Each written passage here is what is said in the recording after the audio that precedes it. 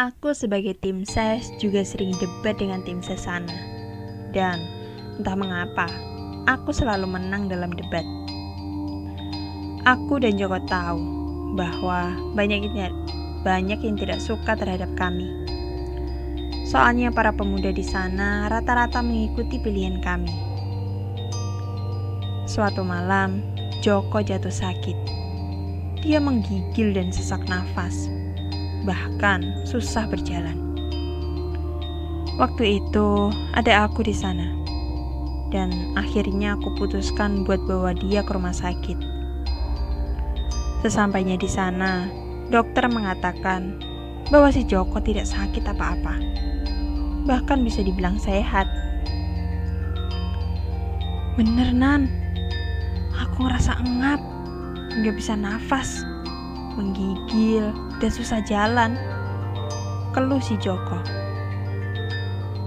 Mereka nyerang kamu deh, terka aku. Bisa jadi Nan, katanya.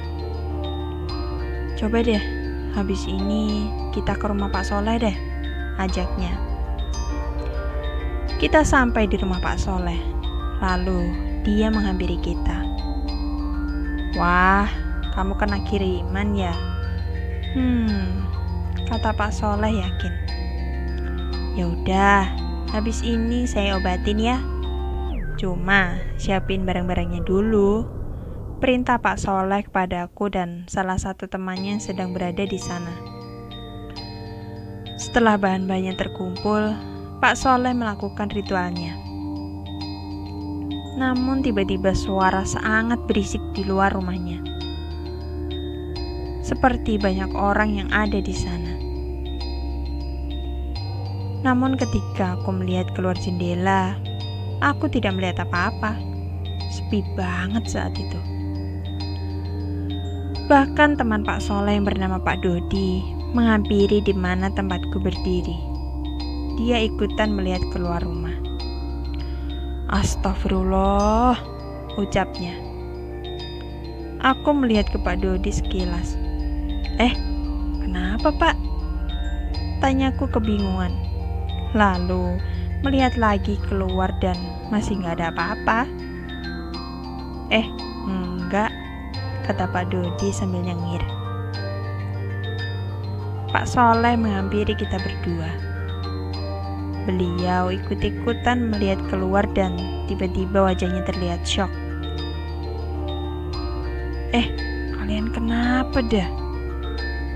Tanyaku kebingungan kepada kedua bapak-bapak di depanku. Pak Soleh dan Pak Dodi bersamaan memandangku. Kamu tuh gak bisa lihat begituan? Tanya Pak Soleh. Aku menggeleng. Kagak Pak.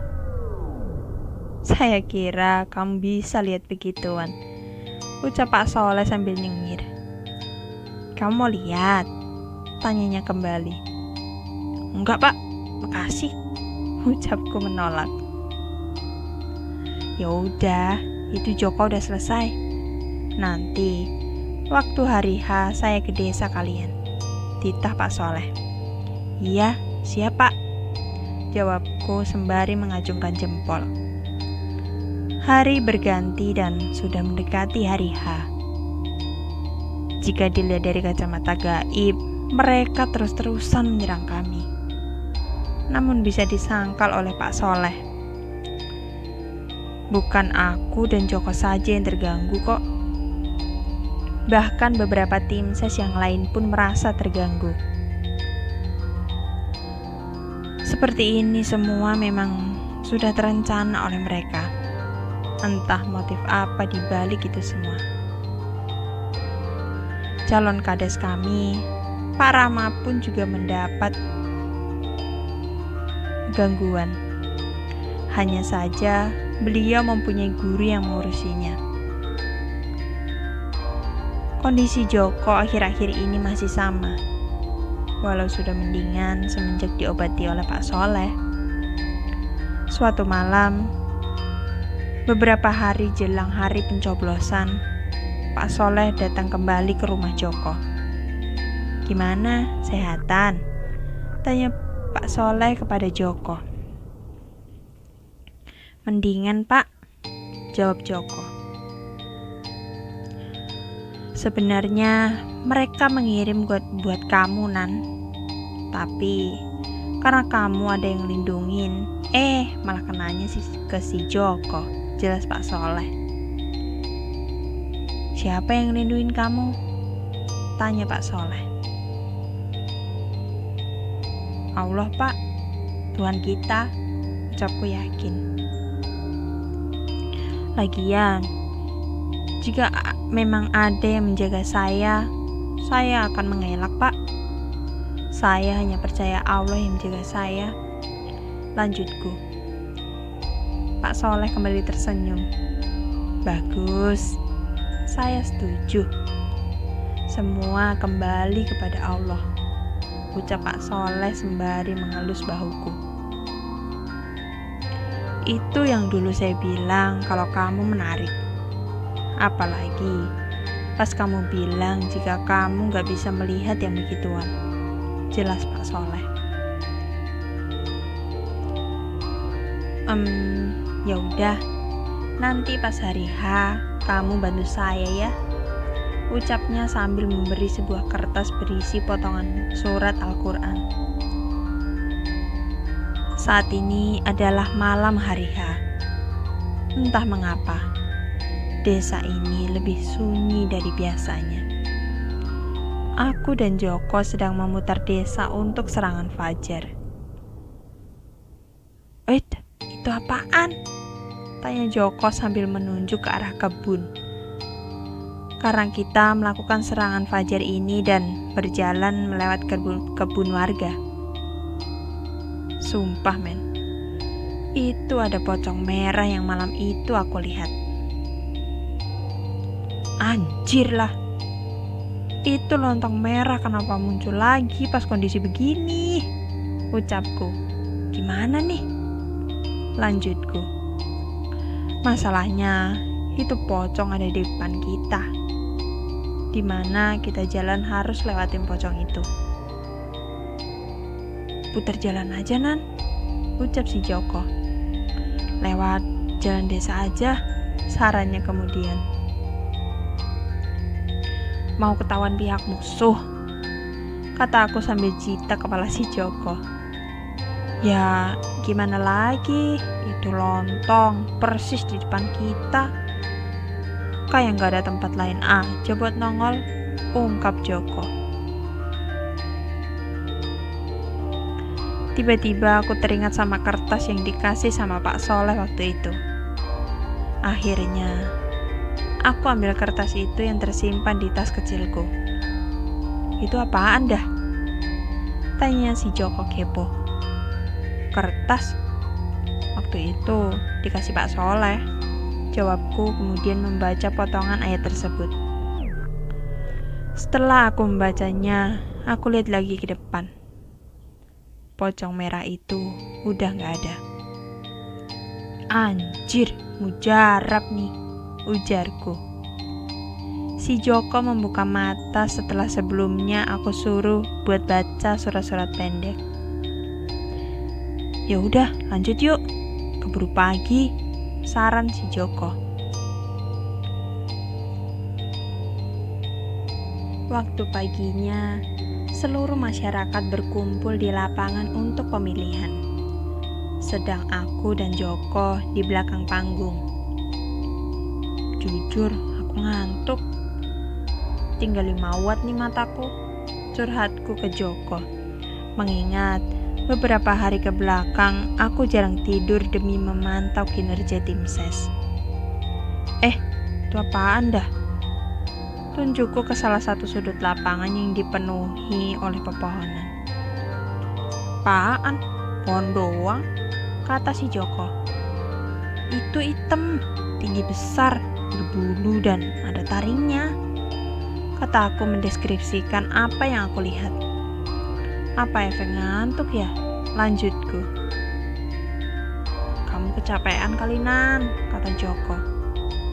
Iya kali ya, ucapku sambil mengangguk. Namun, tiba-tiba ada tepukan dari belakang kami. Itu genderuwo, peliharaan mereka paling kuat, kata Pak Soleh tiba-tiba. Kamu kecapean kayaknya, Nan? Tanya Pak Soleh ke aku. Aku mengangguk. Iya, Pak. Belum tidur. Udah gitu, diliatin lontong merah lagi tadi sebelum subuh. Pak Soleh ketawa lalu memegang punggungku dan entah mengapa rasanya sangat dingin saat itu. Saya kasih sedikit tenaga ya, ucapnya kemudian.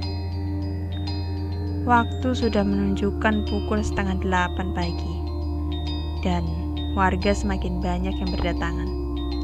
Bahkan pencoblosan sudah dimulai. Nan, ucapan dari Pak Soleh membuatku menoleh ke arahnya dan tiba-tiba beliau memegang kepala bagian depan, persis di pelipis mata. Dia memijit bagian pelipis sebentar, lalu beralih ke kelopak mata. Jujur, mataku berasa kesemutan atau kesetrum gitu. Sekarang buka, perintah Pak Soleh. Aku menurutinya untuk membuka mata. Gak ada apa-apa, ucapku. Nanti, itu baru DP, kata Pak Soleh sambil nyengir. Kita harus ke tempat yang sepi nih. Kalau bisa tertutup untuk menetralisir keadaan, kata Pak Soleh kemudian. Aku dan Joko memandang heran. Buat apa, Pak? Tanya Joko. Nanti kalian tahu. Kemudian, kita memilih rumah salah satu warga yang menjadi pendukung kami. Rumahnya juga dekat dengan lapangan. Bahkan, salah satu ruangan rumahnya itu bisa melihat ke arah lapangan. Setelah mendapatkan izin, Pak Soleh menelpon beberapa kawannya untuk datang ke rumah itu. Tentunya lewat pintu belakang, agar tidak ada yang tahu. Akhirnya, aku, Joko, dan Pak Dodi diminta untuk menemaninya. Sedangkan teman-teman Pak Soleh yang lain menyebar di sekitar lapangan. Namun tiba-tiba aku merasa pening. Kenapa, Nan? Ucap Joko. Puyeng banget kepalaku, ucapku jujur. Namun, kemudian Pak Dodi memberikan segelas air putih dan aku meminumnya. Tiba-tiba Pak Soleh bergerak seperti orang yang kesurupan. Kenapa itu? Tanyaku dan Joko keheranan. Kali ini Pak Soleh bergerak seperti memperagakan silat. Itu sih kalau yang orang biasa lihat. Tiba-tiba aku ditepuk oleh Pak Dodi. Dia memerintahkanku untuk melihat ke arah lapangan. Guess what? Aku lihat semuanya. Aku lihat apa yang orang lain gak bisa lihat. Aku lihat segala macam persetanan ada di sana. Saking banyaknya, aku gak bisa sebutin satu-satu. Intinya mereka berkumpul di lapangan itu. Aku juga lihat Pak Soleh ada di sana. Tapi raganya ada di ruangan ini. Aku cuma bisa melongo melihat pemandangan yang baru pertama kali aku lihat. Lo kenapa, Nan? Tanya Joko. Aku gak bisa jawab apa-apa selain menunjuk ke arah lapangan. Gak ada apa-apa, jawab Joko. Berarti kamu belum diizinkan untuk melihat mereka kok, ucap Pak Dodi menjelaskan situasinya. Aku lihat mereka bertarung. Ada juga harimau di sana. Mereka menerkam para setan yang ada di sana. Aku gak bisa jelasin deh. Intinya, is it real? Itu yang selama ini aku pikirkan sampai sekarang. Kalau nanya kok pagi-pagi ada begituan, aku juga gak bisa jawab anjir. Tiba-tiba rumah ini terasa gaduh. Seperti ada angin ribut di dalam ruangan ini. Nan, kamu baca yang ada di kertas itu, kata Pak Dodi menyuruhku. Aku mengikuti perintahnya dan mulai membaca ayat-ayat Al-Quran yang ada di sana. Setelah itu suasana semakin mencekam. Bahkan aku lihat keluar rumah. Sudah ada banyak setan yang sepertinya mengerubungi rumah ini. Kenapa pada kesini, Pak? Tanya aku ke Pak Dodi.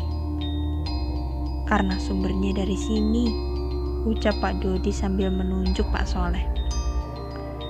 Mereka ingin langsung menyerbu pusatnya. Namun tidak bisa karena ada yang menghalangi. Lanjut Pak Dodi. Wah, kalau begini kita kalah dong, Pak. Tanyaku polos. Pak Dodi cuma ketawa. Lihat saja nanti, kamu jangan putus doanya. Sarannya. Aku melihat ke arah Joko, namun dia mengendikkan bahu. Aku gak lihat, jadi no comment, ucapnya. Pak Soleh tiba-tiba sadar, lalu meminta air putih dan kami memberinya air kepadanya. Kok, kamu nyoblos ya? Sambil nyari tahu mereka ada di mana, perintah Pak Soleh pada Joko. Akhirnya Joko pergi dan Pak Soleh menyuruh Dodi untuk memberikan sedikit tenaga kepadanya. Kamu sini aja ya, buat nyoblos nanti kamu akhiran aja ya, pinta Pak Soleh.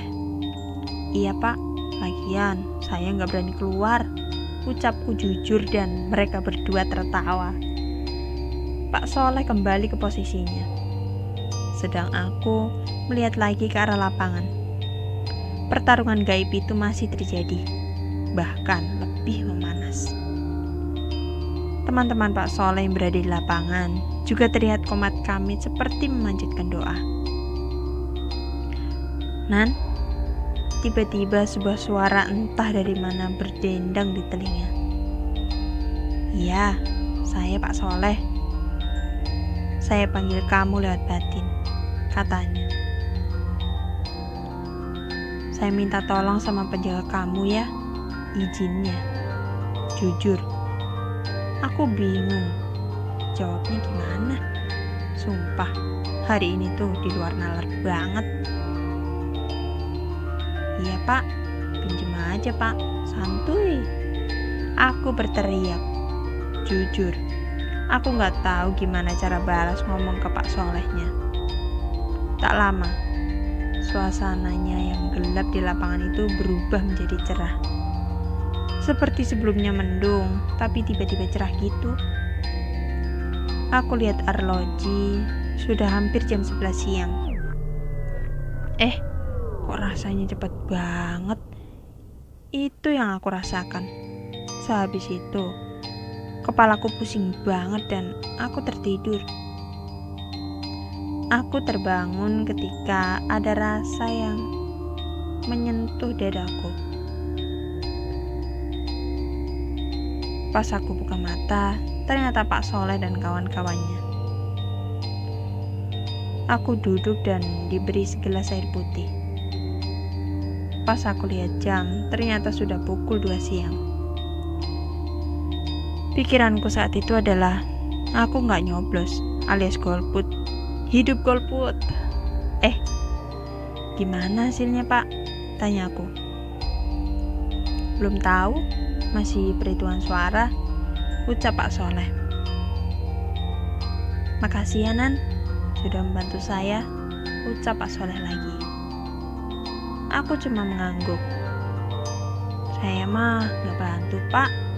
Saya bahkan makasih udah diberi kesempatan untuk melihat hal kayak gitu. Semua orang bisa melihat hal itu, tapi dengan taraf yang berbeda, ucapnya. Terus, gimana sama pertempuran tadi? Tanyaku kepo. Alhamdulillah, kita menang secara gaib. Tinggal tunggu pemungutan suara aja, jelasnya. Tak lama Joko datang. Udah sadar, katanya sambil cengengesan. Keluar yuk, ajakku. Akhirnya aku, Joko, dan Pak Soleh keluar rumah dan berjalan menuju lapangan. Insya Allah kita menang, walau hanya berbeda beberapa suara saja, ucap Pak Soleh. Aku dan Joko hanya bisa mengaminkan doanya. Amin Pak, semoga menang. Setelah 2 jam, akhirnya pemungutan suara itu diumumkan.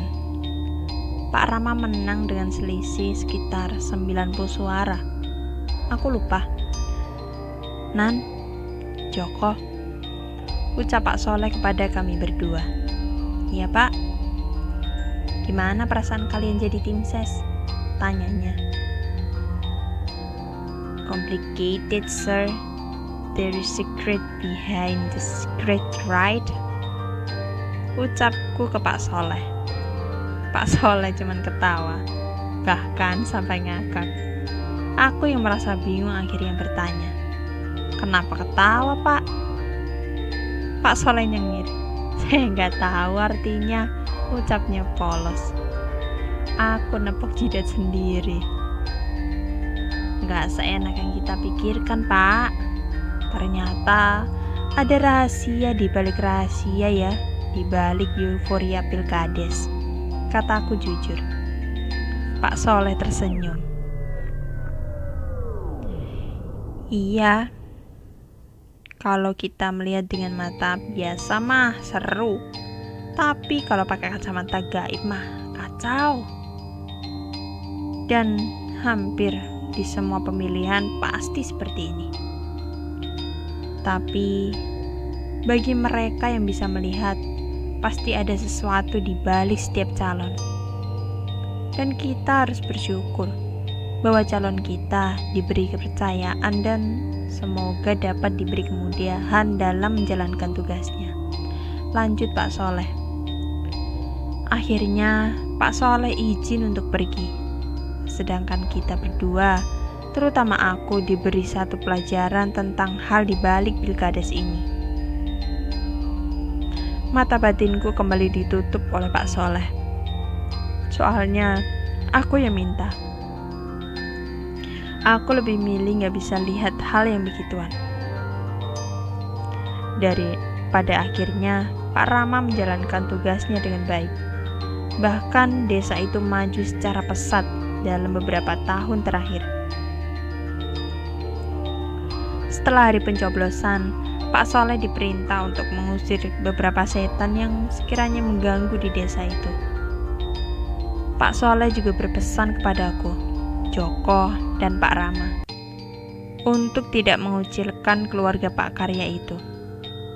Toh ini semua sudah berlalu. Biarkanlah hanya kita dan beberapa orang yang punya kelebihan yang tahu bahwa hal itu telah terjadi di desanya. Akhir kata, seperti biasa, jika ada kesalahan kata, human is tempatnya wrong kan? Mohon dimaafkan. Salam, Nan.